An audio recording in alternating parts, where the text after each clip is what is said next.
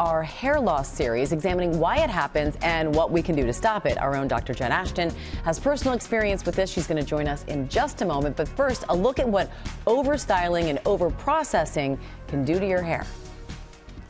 Whether it's a flat twist, a sew-in, or a twist out, 45-year-old Deshonda Matthews wears her hair with style. When your hair is beautiful, you feel beautiful. But her fashion-forward hairdos and a bout with anemia eventually took their toll, causing breakage on top, her part to thin, and her edges to creep back toward her skull. The Bible talks about your hair is your glory. And when your most beautiful accent piece is suffering, it really does a number on you, on your psyche, your self-esteem. Deshonda is not alone. Overstyling, overprocessing, and overhandling your hairline can put a strain on your hair, causing it to thin and break off over time, even pulling it out from the root. It happened to Courtney on Keeping Up with the Kardashians. Oh my God, I'm afraid for your life. Have you seen that? No, but I feel it. It's a hole in my head. I swear it's from my ponytail. Courtney, you have to go to the hospital right now. Colorist to the stars, Tracy Cunningham sees many issues in Hollywood, starting with overprocessing, including highlights and relaxers. If your chemicals are too harsh on your hair, you can also have hair loss. Bleach and tones, that's not great for your scalp. There's also traction alopecia, hair loss caused by repeated pulling on your hair. It can happen from tight ponytails, buns, braids, even hair extensions. When you're pulling it too hard, the hair actually starts pulling out the follicle. If caught early, it can be reversed, but it can also cause permanent hair loss. Don't pull too hard. If you feel like your scalp is achy, don't do it. It's not good for your scalp. It's not good for your hair follicle. Deshonda believed the braids were healthy for her hair. They're not protective styles at all. They're actually styles that are actually damaging our hair.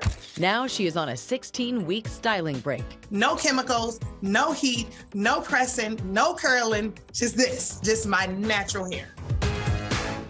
ABC News Chief Medical Correspondent Dr. Jennifer Ashton joins us now. And Dr. Jen, I know you're on a styling break as well. Tell us about your story. You know what? I've been dealing with this for the last 3 months. I related to absolutely everything that was in that tape piece. My hair was hair breakage, thinning hair from multiple reasons. I had COVID, the styling damage, the pulling every single day with the heat and alcohol-based products for television took a major toll. So really it was like a perfect storm of issues, but I was not a happy camper. Yeah, and you're doing something about it. What should you do if you have what we're calling traction alopecia? I mean, prevention is critical, and I can't emphasize this enough because it can take 3 to 6 months or more to kind of resuscitate your hair if you've determined that this is a problem. So what do you do to prevent it? Wearing low or looser ponytails or buns, not pulling it tight, even though that is such a fashionable look right now. Taking breaks between that artificial hair use, whether it's extensions or clips or weaves,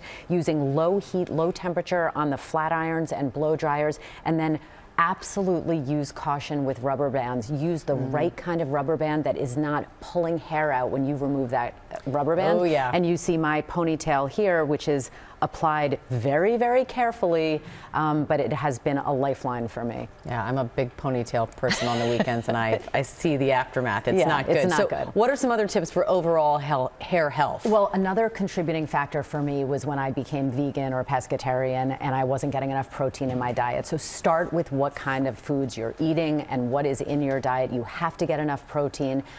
Any kind of multivitamin will be good for your hair, including a prenatal, and that goes for men also. You will not grow a uterus if you take a prenatal vitamin. It's kind of a good combination for everything. Not washing or styling your hair every single day. Every hairstylist will tell you that's good for your hair. And then really proceed with caution when you're talking about coloring, highlighting, bleach. You know, I get that. I was getting it every 3 months. Now I'm trying to space it out a little more. That does, you know, take a toll on your hair. I'm sorry, I was laughing because right over your shoulder is Strahan, and when you told men that they wouldn't grow a uterus if they took a prenatal vitamin, his face, I was trying not to laugh. Thank you very Michael, much, that Dr. means Jen.